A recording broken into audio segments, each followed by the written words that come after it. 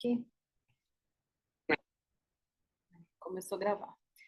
Então, nós vamos falar desse contato entre a madeira e o barril, não somente barril, né? Madeira, barril e o destilado. Então, tudo que influencia nesse contato entre a madeira, que pode vir do barril, que pode vir, hoje nós temos algumas aberturas legais que não somente identifica o uso de barris, mas hoje a gente pode também utilizar pedaços de madeira para ter um processo ali que a gente chama de maturação, né, através aí da inserção de alguns pedaços de madeira, chips, dadinhos, maravilhas, enfim, dentro do destilado. Esse processo é importante a gente dizer que é um processo totalmente diferente, totalmente oposto do que ocorre de fato entre um barril e uma bebida destilada, tá? Então, nós vamos falar hoje profundamente sobre esse tema, vamos explicar o que acontece entre a madeira e a bebida, para identificar o porquê que é tão diferente, o porquê nós estamos falando de condições completamente diferentes e, obviamente, de resultados finais completamente diferentes, né? Mas por que, começando aí um tema que muita gente me pergunta, e vocês fiquem à vontade para me fazer perguntas também sobre esse tema, por que que hoje a legislação brasileira ela permite, por exemplo, o uso desses pedaços de madeiras para a maturação da cachaça, né, para a interação da cachaça?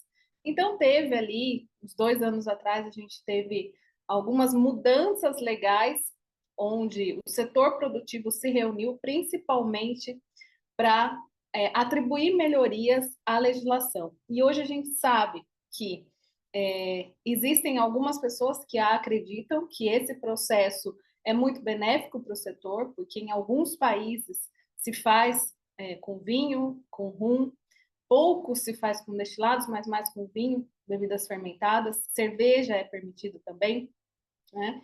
E aí, outro setor, outra parte do setor produtivo que identificava que isso não poderia ocorrer, porque isso estaria, de certa forma, deturpando o que é uma bebida envelhecida. Então, hoje está muito bem claro na lei o que é uma bebida envelhecida, uma cachaça envelhecida. Isso serve para cachaça somente, tá? Depois eu vou falar de outros destilados aqui, mas do que é diferente essa interação com pedaços, lascas de madeiras. Então, nós estamos falando de outro mecanismo aqui, e é importante a gente frisar, né, que são produtos diferentes. Tá? Então, esse é o primeiro ponto aqui que eu gostaria de comentar com vocês. Então, é um dos temas mais, como eu posso dizer, mais polêmicos do setor, né? Até hoje nós temos ainda poucas marcas, poucos produtos que estão utilizando essa técnica quando a gente fala em destilados, né? Mas são produtos que, de certa forma, eles trazem para o consumidor que desconhece a bebida, eles trazem aquilo que o consumidor identifica como um produto envelhecido, um destilado envelhecido, que é a coloração. Então, quando você coloca um destilado, uma cachaça, um rum, o que for, em contato, um destilado branco, em contato com uma madeira, um pedaço de madeira, seja uma lasca, uma para, um dadinho de madeira, o primeiro processo que vai ocorrer ali é um processo de extração de coloração, então um processo de extração de cor da madeira para a bebida. Então ela vai mudar de cor e para o consumidor que desconhece essa coloração, ela identifica uma bebida envelhecida. Então esse que é o grande conflito ali, né, quando a gente fala em mercado, em tecnologia, em desenvolvimento de novos produtos, é porque talvez o mercado não esteja tão preparado para entender que é um produto diferente. Muitos consumidores eles vão olhar no preço, obviamente, então a gente tem o preço do produto como um indicador de qualidade, né? O consumidor,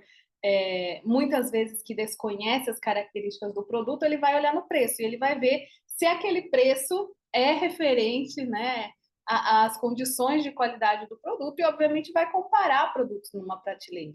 Né? Será que essa cachaça, por exemplo, que custa R$ 100 e é envelhecida, 3 anos em barril de carvalho, ela é igual, ela traz as mesmas questões do que uma cachaça que ela maturada com pedaços de madeira, né? Então a cor pode ser igual, e é isso que confunde em primeiro lugar o consumidor. A cor, ela pode estar semelhante ou até mais forte. De repente, uma cachaça que teve interação com lasca de madeira pode trazer uma coloração até mais intensa, e disfarçar aí que é um produto em carvalho. Então, isso é um ponto importante para a gente discutir, pensar, refletir, né? Em público consumidor, eu sempre falo que existe públicos consumidores diferentes, né? A gente tem que se basear disso, então não é somente criticar um produto de qualidade ou não de qualidade. Aqui a gente fala muito mais de produto de qualidade, porque o que mais tem no mercado nacional é produto sem qualidade. Então, por que eu vou falar, eu vou ensinar, eu vou comentar sobre o produto sem qualidade? Então, a gente foca bastante em bebidas de qualidade, que é o que a gente busca. E não há forma diferente de ter uma bebida de qualidade se não for pelo processo de envelhecimento, ok? Então, agora eu vou começar aqui com vocês, vou compartilhar um pouco a tela, né? Então, primeiro aqui, eu vou mostrar para vocês, peraí, vou compartilhar a tela aqui, onde a gente vai começar a identificar algumas questões importantes. Então, são algumas frases importantes que eu sempre falo, né, que eu sempre parto desse princípio, desde o comecinho que a gente fala de envelhecimento. Então, o que é uma bebida envelhecida? Então, começa por aí, a gente entender o que é uma bebida envelhecida e o que ela vai oferecer como características sensoriais, mas além disso, né, a gente está estudando profundamente, a gente está falando da parte química, a gente está falando, obviamente, de como é a estrutura química dessa bebida, da onde ela veio, como ela foi produzida, por que ela vai se tornar um destilado de alto poder, de alto valor agregado, né? De alto poder aquisitivo, de alto valor agregado. Então a gente começa definindo aí, essa definição não é uma definição legal, então não é uma definição que está descrita na legislação, ela é uma definição técnica, ela é uma definição científica aqui de tudo que eu vou falar para vocês. Então, ela certamente vai mostrar para a gente, né, o que profundamente essa bebida tem em suas características mais diversas aí, ok?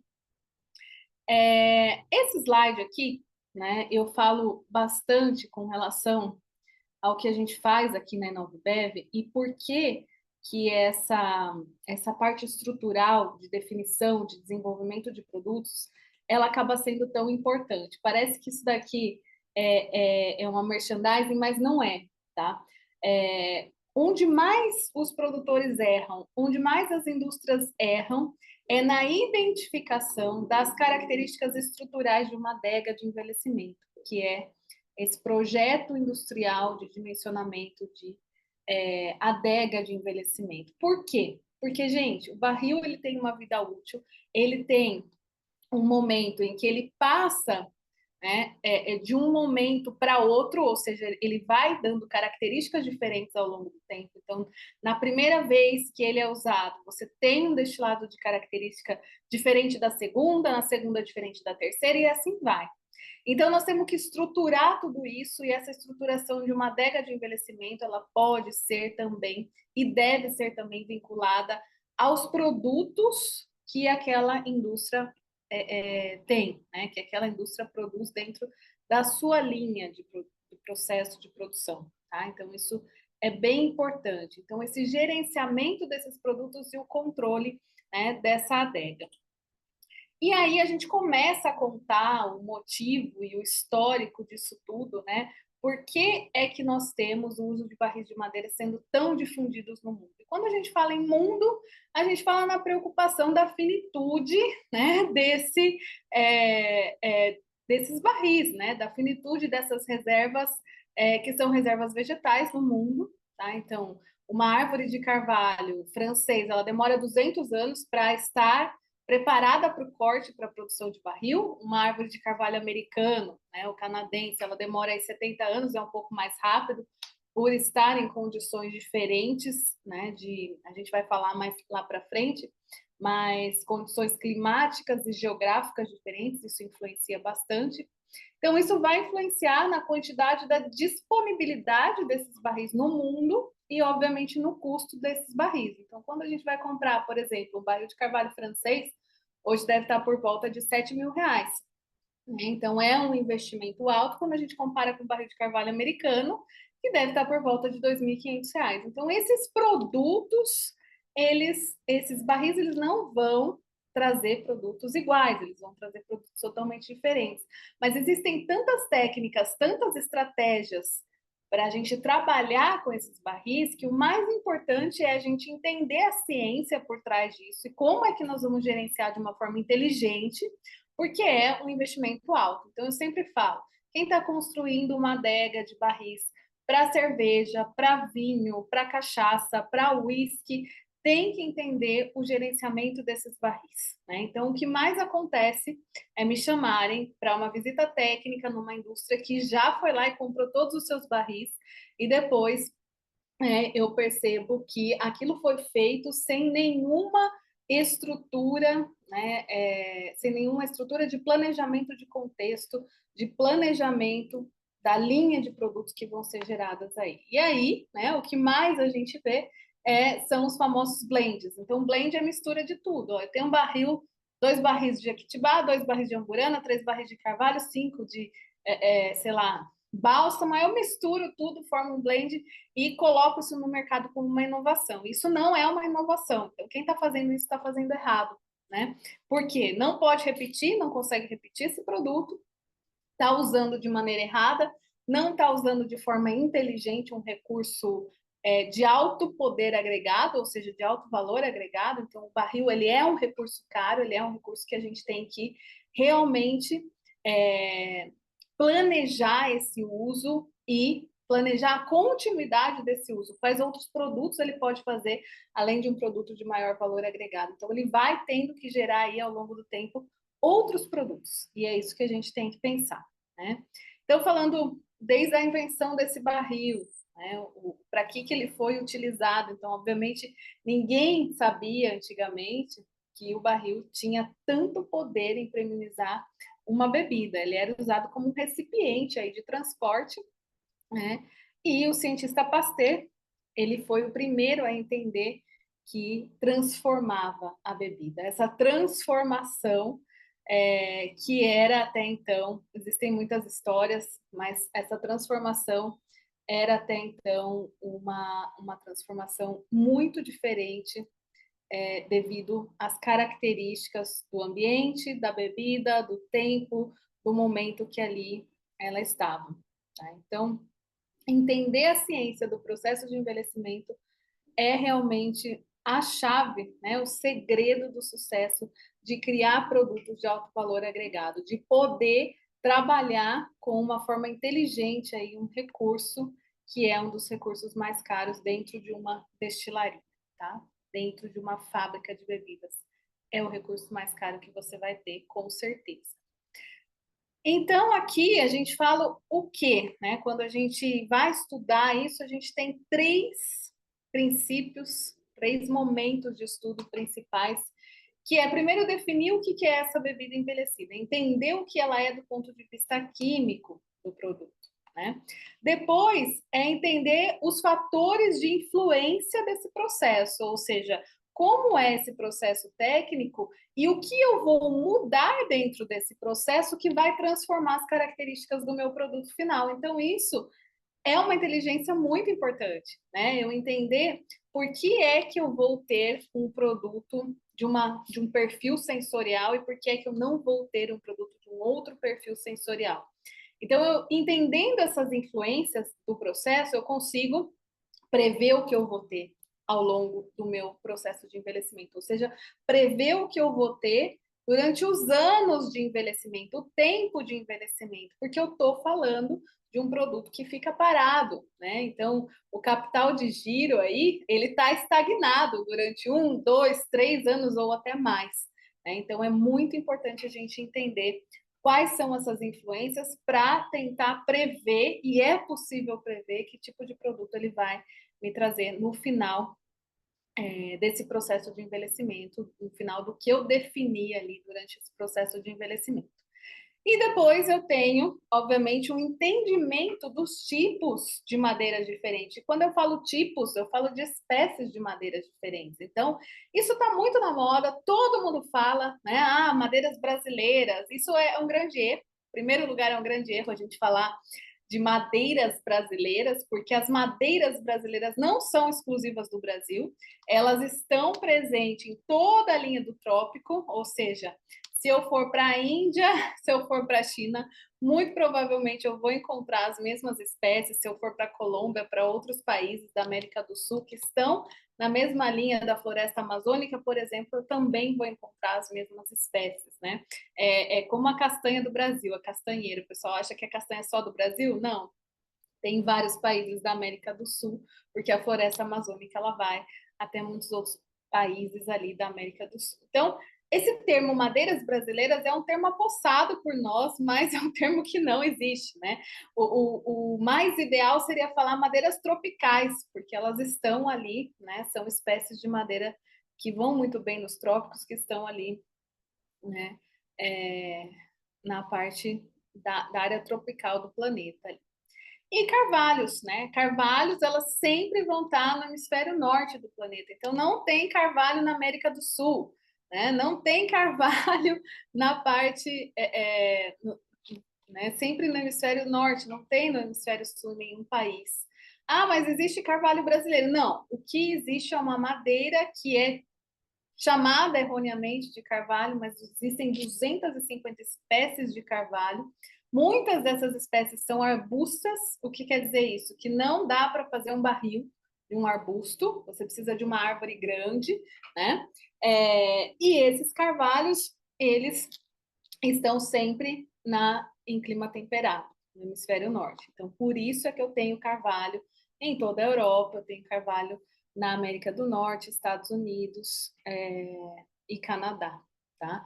Então, é muito importante a gente entender esses conceitos que foram gerados erroneamente, que são, às vezes, muita gente fala, né? E no Brasil, a gente tem muito essa questão de material, de profissionais falando, né, disponíveis na internet ali, sobre madeiras brasileiras, madeiras carvalhos, enfim, existem muitos erros que a gente encontra no dia a dia aí, né, em muitos artigos, em muitos sites que a gente vê, tá? E quem está participando dessa aula vai ter acesso aí a um capítulo exclusivo de um livro que eu escrevi, que é sobre madeiras e envelhecimento, tá? Então, vocês vão conseguir ler esse capítulo completo, que é um tema bastante profundo aí, né? E aí o uso de barris ele foi disseminado, né? Ele foi difundido durante muito tempo. Então existem histórias, livros, toda a história da Europa, né? Escondia-se bebidas mais caras em barris, né? Era realmente um momento, um lugar ali de você guardar uma preciosidade. E isso ficou, né? Então existem muitos mitos, muitas histórias falando do quão precioso é aquele líquido que está ali dentro do barril, né? E atualmente, então, a gente tem novas técnicas, né? E o que são essas novas técnicas e o que é esse atualmente? Então, como vocês sabem, não sei se todo mundo aqui sabe, né? Aonde eu aprendi sobre a ciência do processo de envelhecimento foi na França, que é o país hoje onde a gente tem mais tanoarias. São mais de 60 tanoarias espalhadas por toda a França. A França é um país 16 vezes menor que o Brasil, então imagina, a gente teria mais de 400 tanoarias se a gente fosse comparar o Brasil com a França em nível de tecnologia, de ciência, de pesquisa do processo de envelhecimento. Então, eu estou falando realmente de um tema que eles entendem muito profundamente, né? E aí, quando eu fiz meus estudos, eu comecei a estudar bebidas em 2009, 2010, faz muito tempo já, né? Eu comecei a estudar bebida 15 anos atrás, quando eu estudei na França, então fiz uma parte da graduação lá, fiz um mestrado chamado Master na França sobre esse tema, e lá eu comecei a entender toda essa influência de madeiras, trabalhei com profissionais bastante renomados no setor, e quando eu voltei para o Brasil, que eu fiz minha pós-graduação, mestrado, doutorado, pós-doutorado, eu foquei muito nesse tema, né, em todas as moléculas e toda a estrutura química do destilado ao longo do processo de envelhecimento. Aqui eu trabalhei com as madeiras tropicais, né? Não falando de madeiras brasileiras, mas as madeiras tropicais em geral, e essa diferença, né? Então, esses trabalhos, eles realmente foram muito importantes para o mundo todo, isso que me gerou toda essa influência, né? Até mesmo de ser chamada para ser coautora do livro Distilled Spirits, que é o maior livro hoje de bebidas destiladas do mundo, publicado no Reino Unido. Então, isso foi onde começou a minha carreira profissional e ali que eu comecei a entender esse processo e trabalhar com essa ciência das moléculas, de toda a influência da madeira com a bebida. E aí a nova era da tanoaria. Quando a gente fala, né, nessa nova era, a gente fala numa tanoaria moderna, porque o mundo todo está precisando de barril, o uísque está aumentando cada vez mais essa demanda, então a gente tem grandes destilarias de uísque precisando de barris, reformando barris. Então eu cheguei a visitar na Escócia um centro de reforma enorme de barris da Diageo, onde eles recebiam barris antigos de todas as vinícolas da Europa, desmontavam esses barris, raspavam, então a estrutura interna da madeira era raspada para disponibilizar para um novo produto, um novo destilado. Então, como eu disse, esse recurso é finito e o mundo inteiro está preocupado em entender cada vez mais como é que nós vamos manter os nossos destilados envelhecidos com alto poder agregado, sem ter tantos barris assim, porque a gente vai ter, obviamente, um aumento de preço cada vez maior, né, de barris, e com certeza a gente vai ter uma escassez desses barris. Então, quem está vendo aqui no Zoom essa figura, né? Então, essa é a estrutura interna do barril e é aonde o pessoal raspa essa estrutura interna, né? Desmonta, raspa a estrutura interna aqui, retosta, né? E eu vou falar mais para frente dessa tosta e o que isso influencia nesse processo, tá? E dando colorações diferentes. Então, as colorações, como vocês estão vendo nessa figura, elas não são colorações que vêm somente da espécie da madeira. Então, é um grande erro a gente falar, essa é a cor de Amburana, essa é a cor de Carvalho, essa é a cor de Equitibá. Não existe isso, né? O que existe é como a madeira ela está preparada para envelhecer esse destilado e qual é o método de envelhecimento que ela vai ser usada e a cor vai ser determinada. E essa nova era da tanoaria, ela traz para a gente também algumas questões importantes de mudança da estrutura da própria madeira.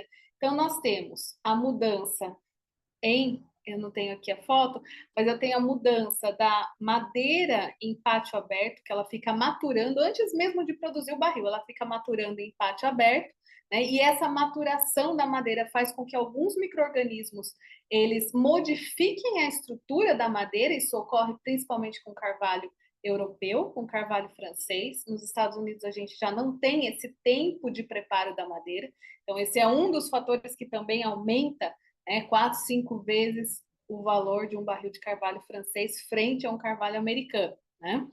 E aí a gente tem toda essa estrutura sendo modificada. E lá nos Estados Unidos, o que eles fazem? Essa queima, que é chamado o charred oak, ou casca de crocodilo. Eles formam uma superfície interna como se fosse um carvão, uma carbonização, e esse carvão ele vai agir também filtrando alguns componentes que são pungentes, ou seja, indesejáveis no perfil sensorial, e isso é bastante específico, por exemplo, para o bourbon, que é um whisky produzido em sua maior parte na composição de milho, né? E esse milho, ele causa uma pungência maior no destilado quando comparado a um whisky escocês, por exemplo, que é produzido mais com cevada, centeio e outros cereais mais nobres. Então, a gente tem essa função também do barril de moldar o perfil sensorial e também de acelerar esse processo. Então, quem está vendo essa figura aqui no Zoom está vendo o quê?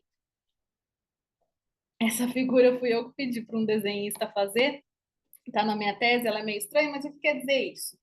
É o seguinte, pessoal, quando você tem duas aduelas, que são duas partes dos barris unidas, elas não são coladas, elas são unidas, né? Somente pela união de cintas, tá?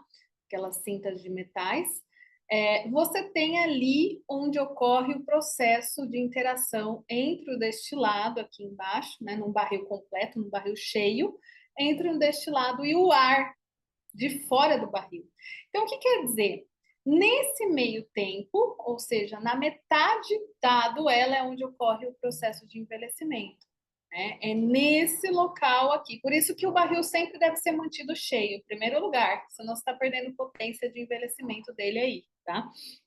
Então, você tem essa junção de aduelas, o ar que entra, o destilado que permeia, porque a madeira ela é porosa, então nós temos ali ocorrendo efetivamente o processo de envelhecimento. Então, se nós temos ar, nós envelhecemos. Eu gosto de fazer sempre a, a brincadeira, né? Fazer sempre a analogia que por que nós, seres humanos, nós envelhecemos?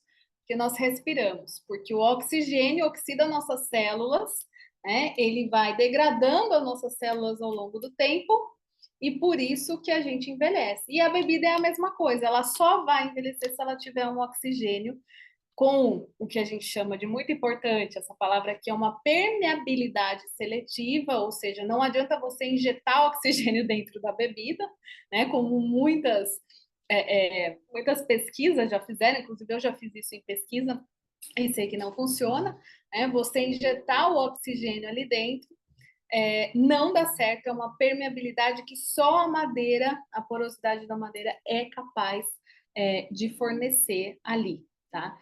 Então, isso é muito importante. É nesse processo aqui, onde você tem o ar, você tem o destilado, essas moléculas prévias do destilado, e você tem o seu líquido, tá? A sua madeira aqui sendo porosa e o líquido permeando. É aí que vai ocorrer esse processo de envelhecimento.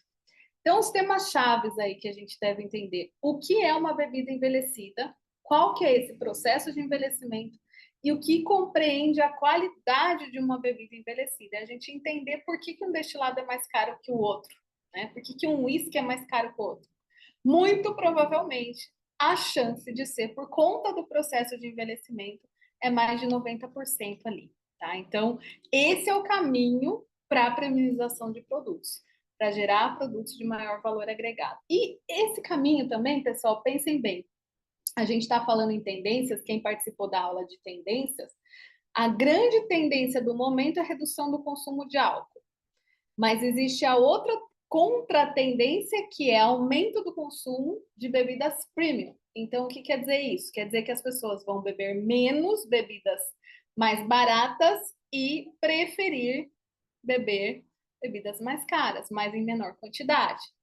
Então, é o seguinte, ao invés de você comprar 10 garrafas de uísque ruim, você vai comprar uma garrafa de uísque bom e tomar aquela garrafa de uísque bom. Então, se eu estou falando que esse é o momento em que a gente está, fazer bebidas com alto poder agregado, com alto valor agregado, vai ser realmente a grande tendência. E para agregar valor na bebida, mais de 90% aí é o processo de envelhecimento. Então, não tenham dúvidas de que esse tema é o principal tema que a gente tem que estudar, principalmente grandes, médias e pequenas indústrias. Então, eu falo que é o tema para todo mundo. Porque se você é um pequeno e médio produtor, você tem que produzir menos com alto valor agregado, né? Para que você ganhe ali da grande massa da indústria de massa. E se você é uma indústria que produz muito volume, uma indústria grande, você tem que pensar sim em entrar na indústria de valor agregado maior. Então, isso é muito importante. É um mecanismo que a gente vê acontecendo até mesmo nas grandes indústrias aí, tentando premiumizar cada vez mais o produto, né? E aí, pessoal, a gente tem, logicamente, essa soma. E qual que é a soma do sucesso aí para a gente falar de um produto de alto valor agregado? A gente tem bebida madeira e tempo, né? Então, não ocorre nada sem o tempo, e aqui a gente vê, né, a garrafinha entrando novinha e saindo velhinha, né? Muito legal essa figura, porque se você não tiver o tempo, você não tem essa extração, você não tem a oxidação, você não tem o ar, você não tem o envelhecimento. Então, isso é que faz você transformar esses componentes, né? E a gente vai ver mais para frente. Então, do que depende? Teor alcoólico da bebida. Então, uma bebida com teor alcoólico maior, ela vai ser mais rápida nesse processo de extração, ela vai evaporar mais rápida e ela também vai trabalhar de uma forma mais rápida para que a gente tenha um, é, uma extração e uma oxidação mais rápida. Né? Então, teor alcoólico, aí a gente vê muitos uísques envelhecendo a 70% de álcool dentro do barril. Isso faz com que a agressividade do álcool traga mais componentes intensos para a bebida. E isso também transforma o perfil sensorial do produto. Então, se a gente colocar a bebida envelhecer a 50% ou a 70%, eu tenho perfis sensoriais diferentes. Então, uma modificação muito grande na relação água-álcool que eu tenho dentro da bebida, sendo o mesmo barril, a mesma estrutura diatética. Eu tenho uma diferença, tá? Então, 1 grau, 2 graus no teor alcoólico, eu já vou modificar o perfil sensorial final do meu destilado. Então, isso é muito importante. O teor alcoólico, a concentração e a composição. Então, uma das técnicas mais importantes para a gente fazer uma bebida premium envelhecida é a composição, é trabalhar na composição do destilado branco antes de envelhecer. Né? Então, porque a gente prepara ele para ter as características mais interessantes para um processo de envelhecimento. Se eu quiser fazer um envelhecimento mais longo, eu tenho o quê? Eu tenho certamente que trabalhar num processo mais longo, mas ter menor quantidade de congêneres ali na bebida, né? Como que eu tenho menor quantidade de congêneres? A grande técnica ali, a grande estratégia é o uso da bidestilação, que é uma destilação obrigatória para whisky, obrigatória para conhaque, tá? Que faz com que eu reduza congêneres, aumente a seletividade de componentes desse destilado e trabalhe melhor no processo de envelhecimento. Então, eu preparo o destilado para trazer para a gente aí quantidades mais importantes de alguns congêneres que eu tenho interesse, tá? Então, isso é muito importante a gente entender essa composição. E aí, eu tenho essa balança, que eu gosto sempre de mostrar uma balança, né? Para quem está me assistindo no Instagram não está vendo, mas eu gosto sempre de mostrar essa balança, o que um barril faz, né? Então, quando a gente coloca de um lado da balança matéria-prima, fermentação, destilação, técnicas de fermentação, destilação, matérias-primas, e coloca o barril do outro lado, o barril ele vai ser muito mais importante, ele vai ser muito mais efetivo no perfil sensorial do produto, no resultado final do produto, do que toda a outra parte do processo. Por quê, pessoal? Porque ele transforma todos esses componentes. Né? Então, isso é bem nítido quando a gente faz uma análise às cegas, e é bem interessante nos nossos cursos de sommelier, por exemplo, onde a gente pega um whisky bem envelhecido, uma cachaça bem envelhecida, um rum bem envelhecido, sei lá, um destilado de agave, uma tequila bem envelhecida, né? Estou falando com alto poder de envelhecimento, muito barril ali envolvendo, e coloco todos para as pessoas identificarem que destilado é. Se for tudo envelhecido em carvalho, a gente vai ver que é muito difícil identificar, tá? Então, tem muita gente que tem uma certa dificuldade. Lógico que quem trabalha com bebidas, né, é mais fácil. Mas tem muita gente que tem muita dificuldade. Por quê? Porque o barril, ele é muito mais pesado nessa balança. Ele vai transformar as características, ele vai fazer parte de mais de 60% desses destilados. Então, assim, é muito importante a gente estudar o barril, né, por conta de toda essa transformação que ele vai fazer. E, pessoal, quem está entrando agora aqui, né, falar um pouquinho para vocês, semana que vem a gente vai ter o nosso evento presencial, o Distilling Summit, uma segunda edição desse evento presencial, onde o grande foco aí desse evento vai ser o processo de envelhecimento, vai ser o marketing envolvido no barril, as tecnologias, a gente vai trazer palestra de whisky, palestrantes internacionais, palestrantes nacionais que trabalham há muitos anos na indústria de bebidas destiladas, falando sobre envelhecimento, marketing, mercado, e não adianta nada, gente, eu ter um barril de alto poder agregado, um barril caro ali, que eu falei para vocês, né? Barril de carvalho francês novo, de carvalho americano, ou até mesmo de madeiras nacionais, e não saber comunicar, não saber usar ele para transformar o produto, em primeiro ponto. E segundo ponto é não saber comunicar isso para o consumidor, porque o consumidor ele não vai ver valor, ele não conhece, ele não entende. Então ele tem que entender, ele tem que ver esse valor, né? E essa comunicação é feita através do marketing. E as grandes indústrias de uísque fazem isso muito bem. E é por isso que o uísque fica cada vez mais caro, os single maltes especiais, porque eles trabalham todo ao redor do marketing do whisky, do marketing de bebidas destiladas envelhecidas, do marketing do barril, da diferença que o barril traz no perfil sensorial dessa bebida, tá? Então, gente, é muito importante a gente entender isso, tá? Quem quiser participar, a gente ainda tem vagas para esse evento. Tá lá no site da InovaBev, é só falar comigo. E aí a gente tem o fundamento. E esse fundamento aqui, ó, quem está assistindo vai ganhar esse capítulo de livro aqui, né, de minha autoria, que é o seguinte: existe um fundamento, existe um conceito do processo de envelhecimento, né? E o que é esse conceito?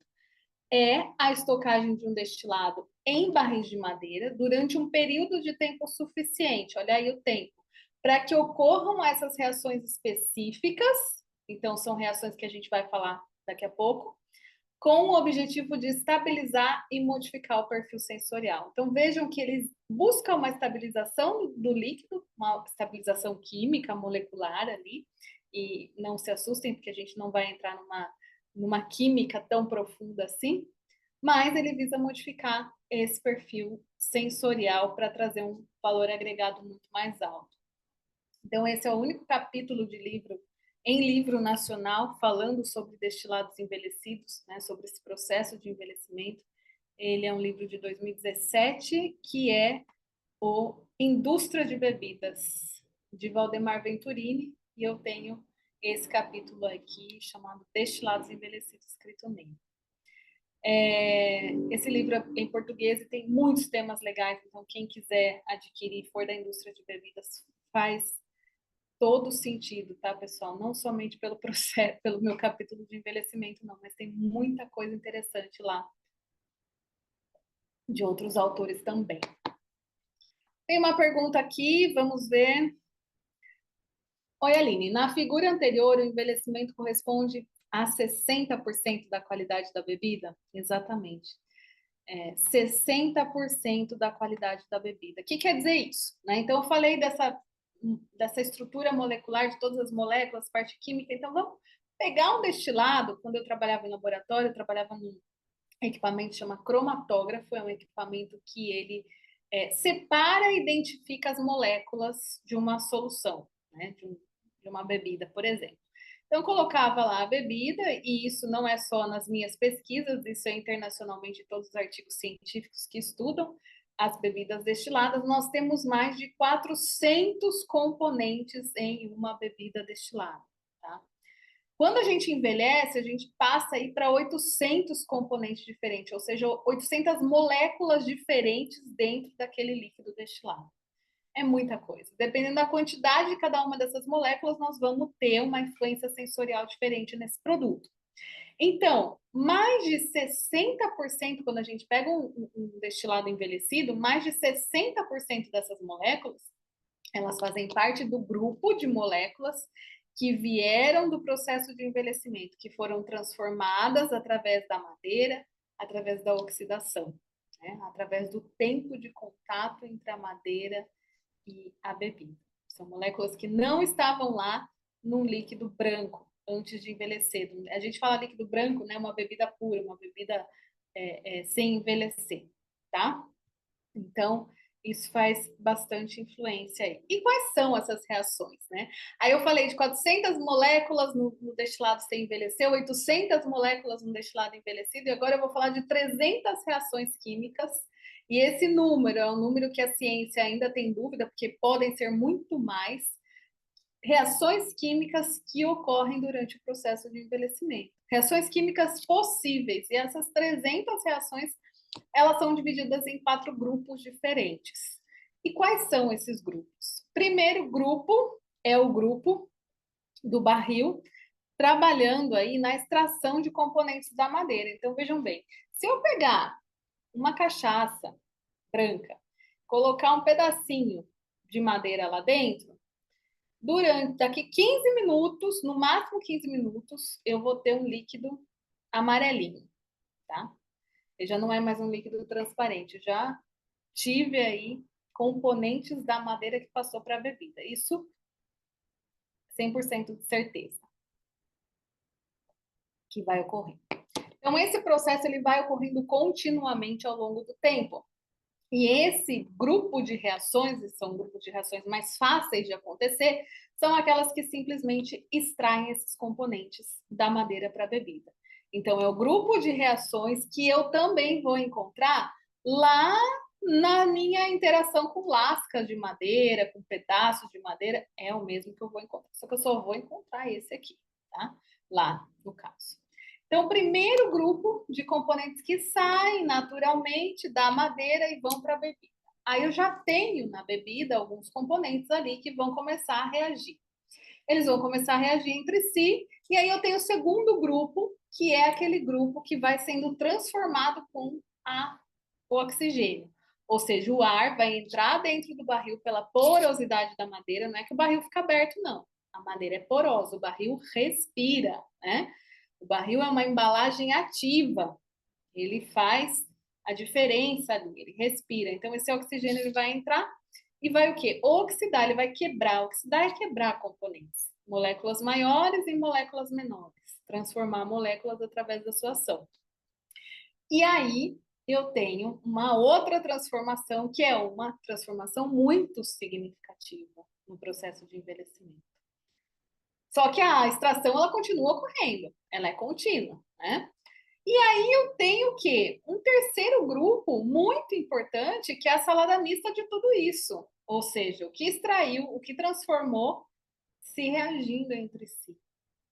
Então, são muitas vias químicas que estão ocorrendo a todo o momento ali.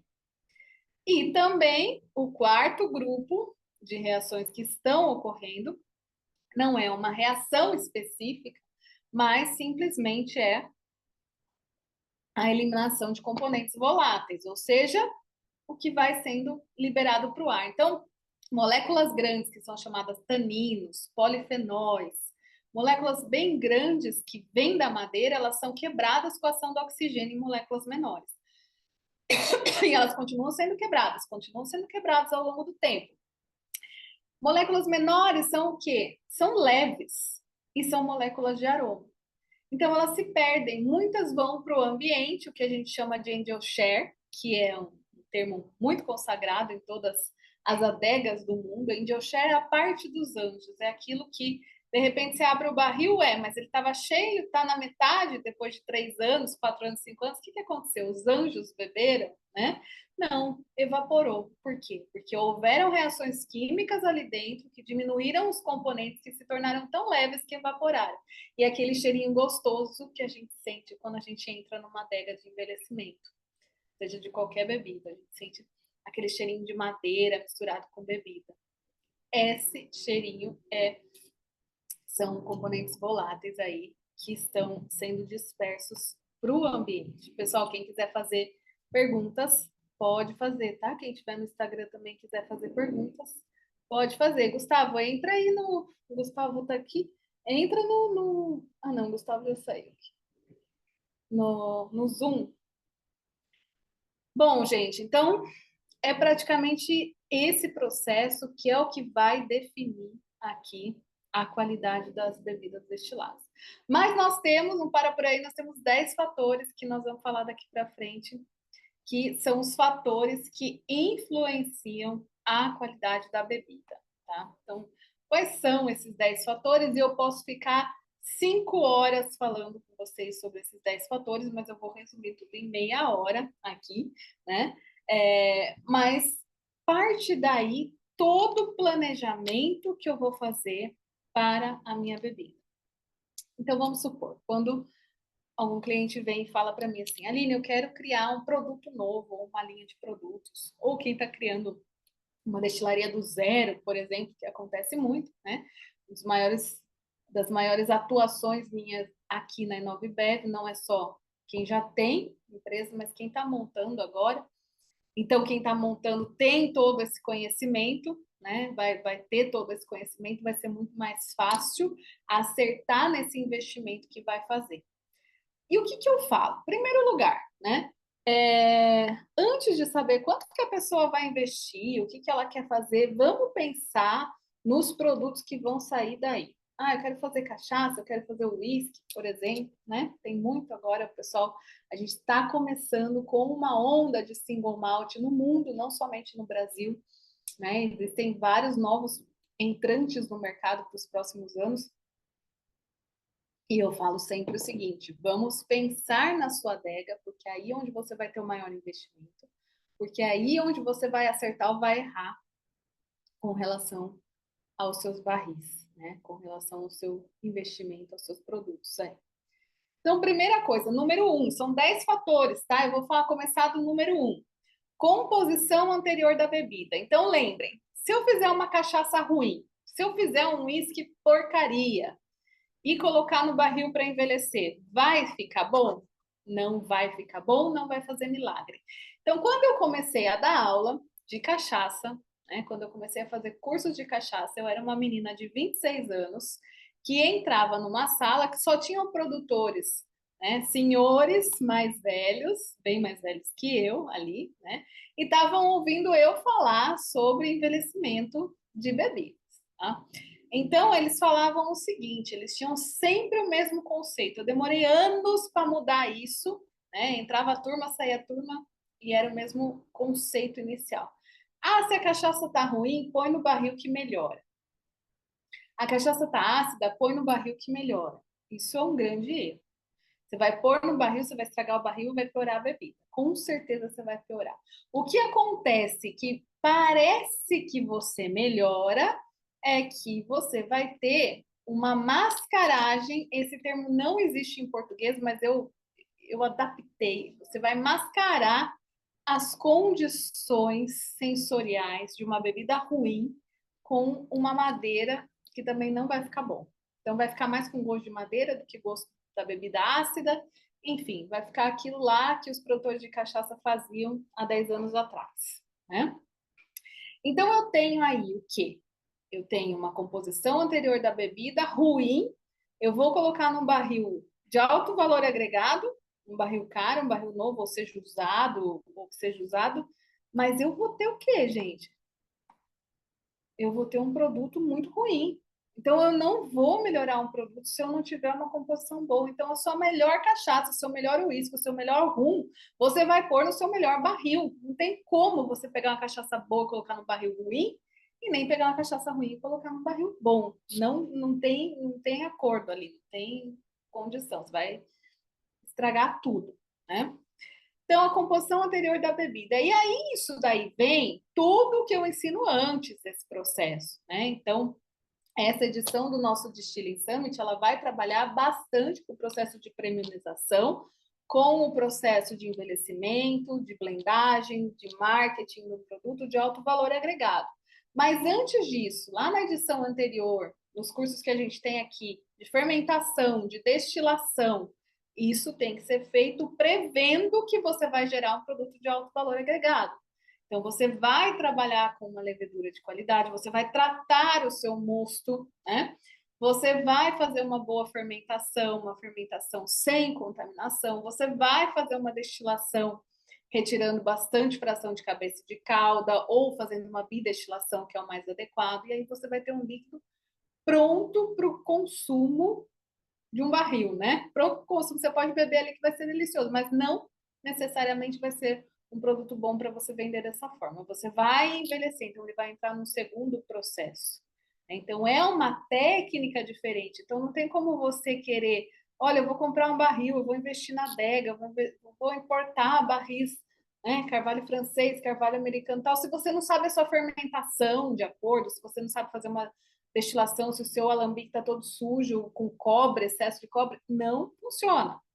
Então, vai aprender lá as boas práticas, depois você vem premiumizar o seu produto. É sempre isso que eu falava, né? Não dá para fazer uma coisa antes da outra. Então, a composição anterior da bebida, aquele laudo químico que a gente tem do produto, é um laudo químico básico que, se você não tiver, dentre todas as características ali, né, todas as características positivas ali naquele laudo, você nem pensa em envelhecer num barril de alto valor agregado. Então, tem que estar excelente ali, mas aquilo não é suficiente, aquilo é o mínimo que a legislação exige para você não causar danos à saúde do consumidor. Então, não estou falando só de cachaça, a gente tem a instrução normativa de uísque, de rum, a gente tem a portaria da cachaça, a 539, que fala sobre o padrão de identidade e qualidade, mas aquilo é o mínimo para você não causar transtornos à saúde do consumidor.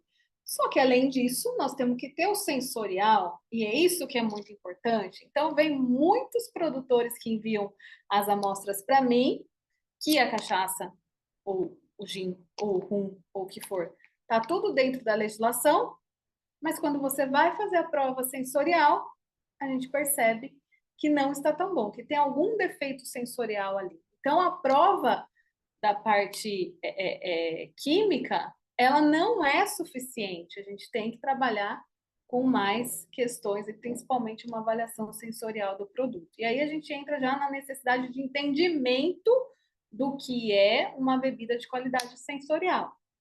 Aí eu convido vocês, né, para fazerem os nossos cursos aqui de sensorial, que vai te dar uma boa base de metodologia de análise sensorial para avaliar isso. Então, composição da bebida é imprescindível. Em segundo lugar, então vejam que é bem depois, em segundo lugar vem a espécie da madeira. Então, você entender o que um carvalho francês faz, o que um carvalho americano faz, o que uma amburana faz, como você trabalhar com essas madeiras, é muito diferente do que todos os restantes, né? É um dos 10 itens que vão influenciar. Então, tudo que vocês veem de que o Carvalho faz isso, a Amburana faz isso, o Jequitibá faz isso, tá tudo errado.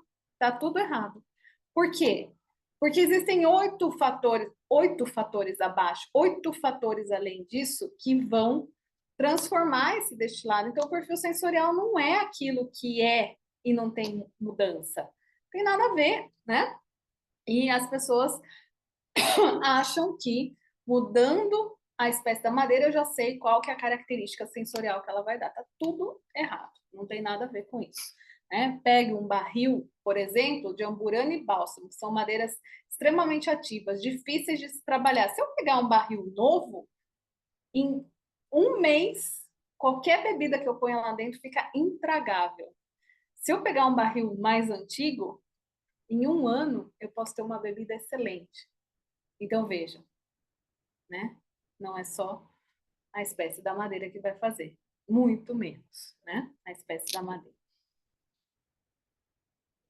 Então cuidado com o que o pessoal gosta de florear, ai, amburana, características disso, vai dar uma coloração tal. Não é bem assim, né? Existem outros fatores que influenciam. 3. Fatores, quem quiser fazer pergunta, a gente pode fazer, tá? Fatores ambientais e geográficos, né? Então, é aquela questão, vamos falar das madeiras nacionais, por exemplo, tanuaria nacional. Eu tenho uma árvore de amburana que está lá no Acre e uma árvore de amburana que está lá no Rio Grande do Sul. Elas é a mesma espécie da madeira, mas elas crescem em ambientes totalmente diferentes. Com certeza, a composição dessa madeira vai ser diferente. Primeiramente, vai ter um anel de crescimento diferente. Quem nasceu num ambiente mais quente vai ter uma porosidade maior, porque vai crescer mais rapidamente do que quem cresceu num ambiente mais frio. E tendo essa porosidade diferente, com certeza vai deixar passar menos ar ou menos mais oxigênio ou menos oxigênio. E aí a gente vai ter o quê? A gente vai ter uma transformação dos componentes lá, que é a segunda característica. Está acabando a bateria do celular. Vai ter uma segunda transformação diferente ali do processo, tá? Então, os fatores ambientais e geográficos, existem artigos científicos que estudam até mesmo os animais que estão na floresta. Por exemplo, uma floresta da França que tem um tipo de passarinho e esse passarinho ele influencia no crescimento da árvore de uma forma diferente do que uma outra floresta que não tem aquele passarinho. É muito legal isso, né? Mas realmente são tantos detalhes que vão influenciar na composição da madeira que a gente não pode dizer que só a espécie vai fazer essa diferença. Ok, pessoal? Mais dúvidas aí, é só falar aqui. Tá? E aí a gente vai, né, na composição da madeira. E quando a gente fala em composição, a gente fala em 3 componentes majoritários, que é a lignina, a celulose e a hemicelulose. Então, a madeira ela tem celulose, bastante celulose, né? A gente faz papel de celulose, papel da madeira. A gente tem a hemicelulose, que é uma parte que está gerando uma celulose, mas ela ainda é mais resinosa, e a gente tem a parte da lignina, que é o que une as células de celulose, ou seja, como se fosse um cimento das células. E nessa lignina, nesse cimento das células da madeira, do crescimento da árvore, eu vou ter ali resinas, obviamente, mas eu vou ter ali os componentes, que são os componentes denominados congêneres de envelhecimento. Então, uma das coisas que eu estudei bastante foi o desenvolvimento dos congêneres de envelhecimento e a presença desses congêneres no destilado. Quer dizer o que isso, pessoal? Quer dizer que a lignina, ela tem vários componentes que são importantíssimos no perfil sensorial de uma bebida destilada. São imprescindíveis para a característica sensorial. Vou falar o principal deles? A vanilina, né? O aroma de baunilha, por exemplo, do carvalho. A vanilina é o principal, que todo mundo conhece, né? Que o carvalho tem aquele aroma de baunilha, o adocicado e tudo mais. Então, toda essa composição da madeira, quanto de vanilina e outros, né? São muitos componentes, eu não vou entrar em detalhes aqui. A gente entra em detalhes no curso de Master Blender. Então, quem quiser se aprofundar, tem um curso aí para vocês, que é a formação em Master Blender, tá? Dessa composição da madeira e de todos esses componentes que vão passando e vão gerando aromas específicos aí no destilado. Então, quarto, composição da madeira. 5, individualidade das árvores, né? Então, onde a árvore cresceu, como ela foi plantada, se naquela época em que ela se desenvolveu fez muita neve, por exemplo, né, florestas francesas, ou não fez neve, ou não nevou, não teve água, enfim, cada árvore é diferente uma da outra. Então, se a gente pegar, eu falo que se a gente pegar uma árvore e fizer 2 barris e envelhecer a mesma bebida, eu vou ter bebidas diferentes, vocês vão ver por conta dos outros fatores. Mas imagine cada árvore sendo, obviamente, diferente uma da outra, né? Número 6 é a tanoaria. Gente, isso é um dos maiores fatores. Lembra que quem está aqui desde o começo da aula viu que eu falei que na França nós temos mais de 60 tanoarias, que se fosse proporcionalmente ao Brasil, nós teríamos mais de 400 tanoarias no Brasil. Olha só. Então, o que quer dizer isso? Quer dizer que cada tanoaria tem o seu perfil de processo de produção de barril. Então, um dos processos que é muito utilizado, né, é com certeza a tosta do barril, a tosta da madeira e como que isso vai influenciar. E nós temos, obviamente, né, essas tanoarias tendo o seu próprio padrão, o próprio padrão de intensidade de tosta, o próprio padrão de quando a gente fala, por exemplo, eu falei aqui para vocês de maturação da madeira que fica em pátio aberto, muitas tanuarias europeias deixa essa madeira maturando para que se criem micro-organismos ali que transformem as estruturas da madeira e essas estruturas vão passar para o destilado e vão contribuir no perfil sensorial. Isso é fantástico. E quanto mais tempo ela fica em maturação em pato aberto, isso se chama seasoning, é como se fosse tempero em inglês. Quanto mais tempo ela fica em seasoning, mais caro é esse barril. Né? Então, 2 anos, 3 anos, e assim vai. E aí a gente tem todas essas influências da tanuaria, o tipo de tosta, como é tostado, intensidade, corte, né, das aduelas, enfim.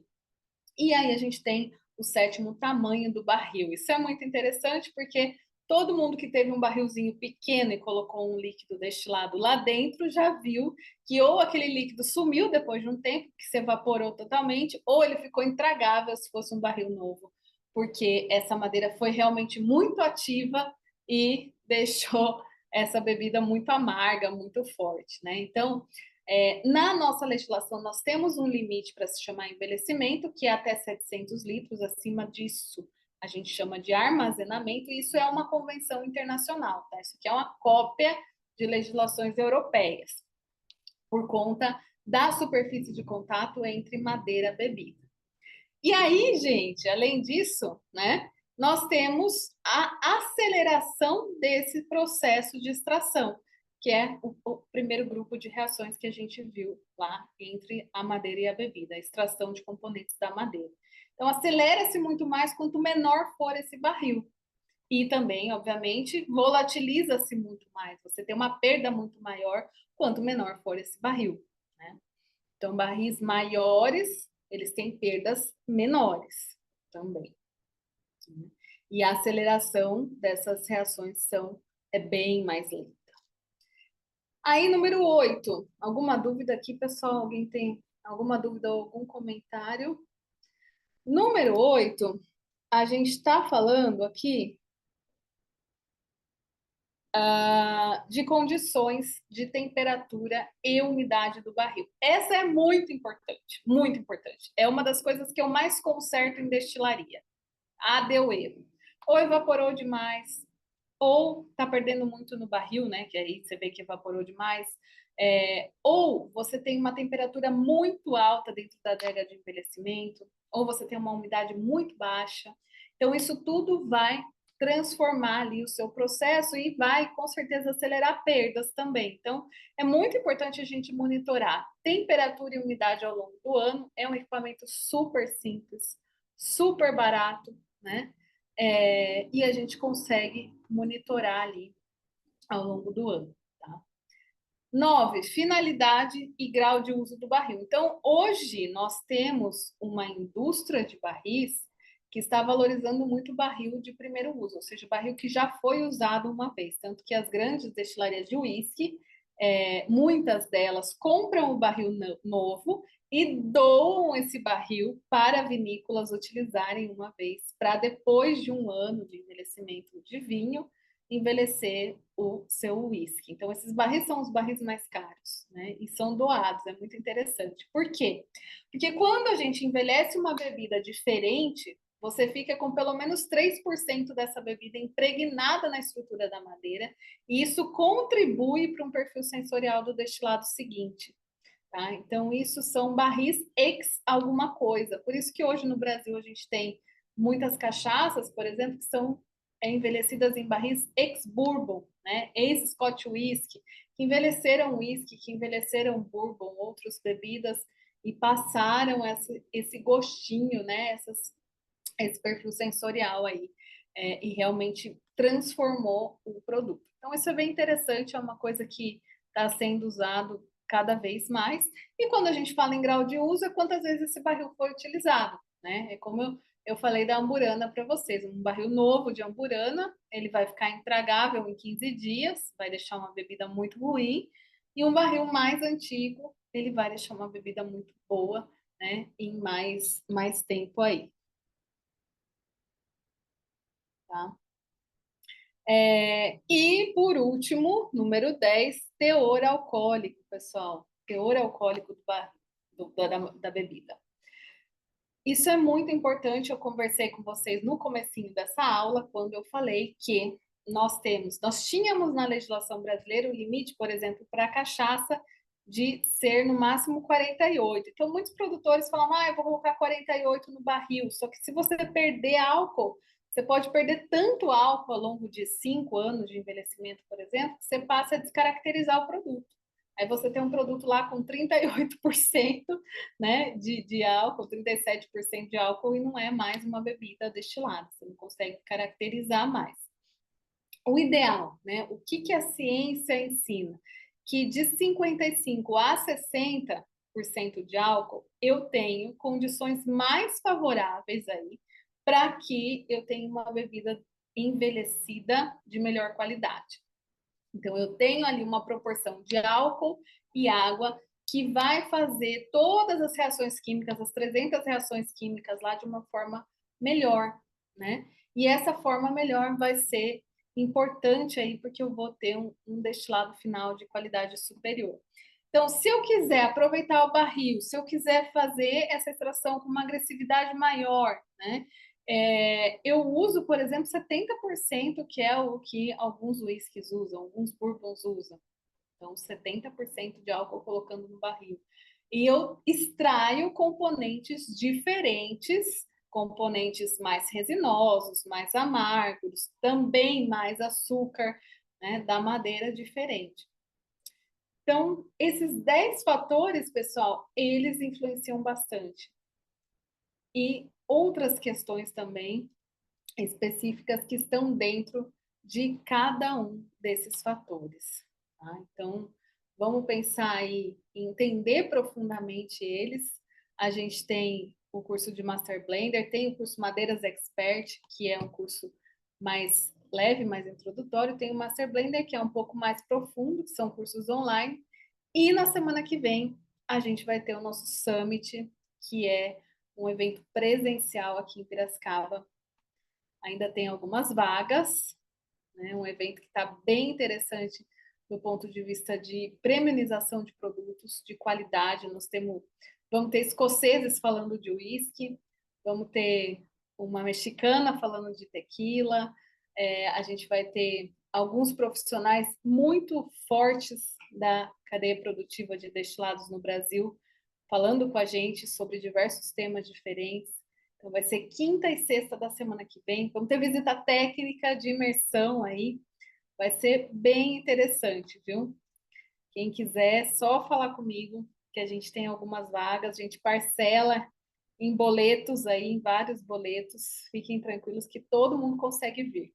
Não pode perder, tá? Não pode perder mesmo, porque todo o summit que a gente está fazendo, essa segunda edição, no primeiro a gente fez voltado mais para a tecnologia de fermentação e destilação, e nesse é processo de premiumização, envelhecimento, mercado, marketing de produtos e inovação. Tá? Então vai ser bem interessante aí. Vai ser diferente de quem participou do primeiro. A Yara, o André já está nesse de novo. Pessoal, alguma dúvida sobre isso que eu já falei? Alguma dúvida? Não? Bastante gente que entrou aqui no Instagram também.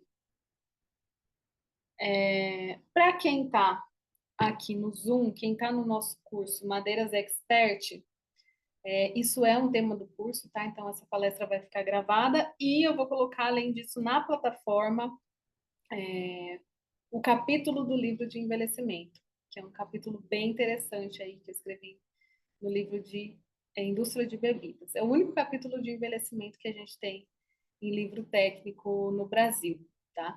E quem quiser fazer parte desse curso ainda tem vaga, porque nós vamos ter mais aulas também. É só falar comigo, é um curso bem legal, com foco em envelhecimento online, tá? Totalmente online, dessa forma que a gente está fazendo aqui.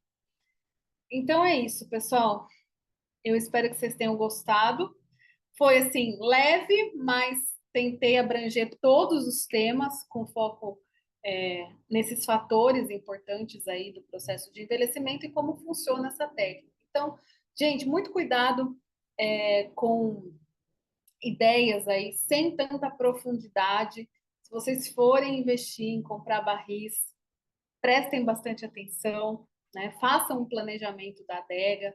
Se quiser falar comigo, pode falar, eu ajudo todo mundo, assim. Se for uma dúvida rápida, ou se não, a gente faz um projeto mais profundo, mas se for uma dúvida rápida, eu ajudo, sim.